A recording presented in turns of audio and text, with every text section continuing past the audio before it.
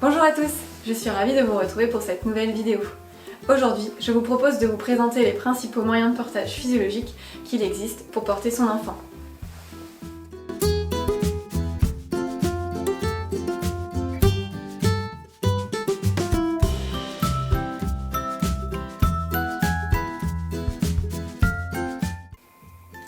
Pour commencer, j'ai choisi l'un des moyens de portage les plus faciles et rapides, le sling.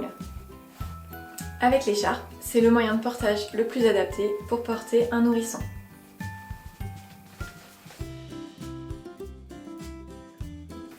Le deuxième moyen de portage idéal pour un nourrisson, c'est l'écharpe. L'écharpe peut être tricotée et posséder un certain degré d'élasticité.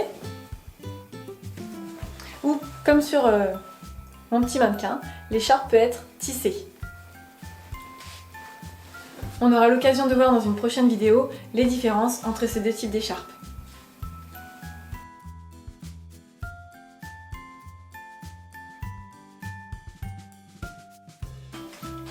Le Meitai, ou encore appelé porte-bébé chinois, c'est un mélange entre le porte-bébé à clip et l'écharpe.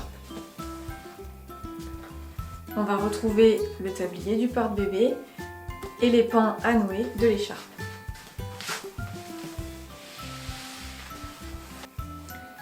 C'est moins adapté que l'écharpe pour un nouveau-né, pour autant on trouve aujourd'hui des modèles qui permettent d'y installer des enfants assez rapidement.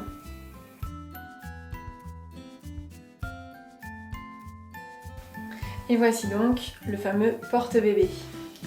Comme le Meitai, ce n'est pas ce qu'il y a de mieux pour un nouveau-né, mais il existe aujourd'hui un certain nombre de modèles qui peuvent constituer des alternatives relativement pertinentes pour porter un tout petit.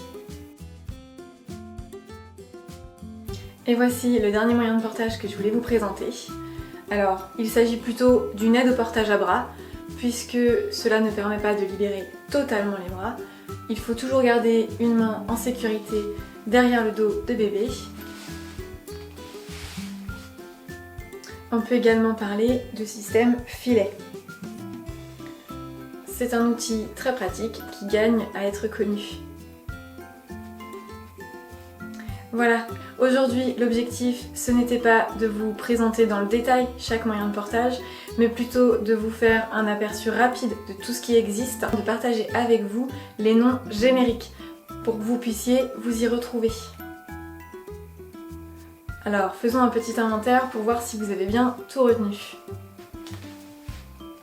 Donc, le sling est une écharpe cousue sur 2 anneaux. L'écharpe peut être tricotée ou tissée. Selon les marques, vous pouvez trouver plusieurs appellations. Une petite écharpe sans nœud, un Didi sling, un Néo sling, et ainsi de suite.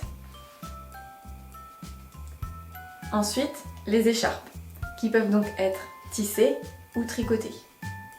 Bon, là, grosso modo, ce sera toujours marqué écharpe. Ensuite, les Meitai, ou encore porte-bébé chinois. On va avoir le Didi Tai, le Mid Tai, le Fly Tai. Généralement, tout ce qui finit par Tai est un Meitai. Petite précision, il existe des porte-bébés hybrides entre le Meitai et le porte-bébé. Ce sont des porte-bébés qui sont composés d'une ceinture à clip et de pans d'écharpe à nouer. Donc c'est vraiment le bas du porte-bébé, le haut du Meitai.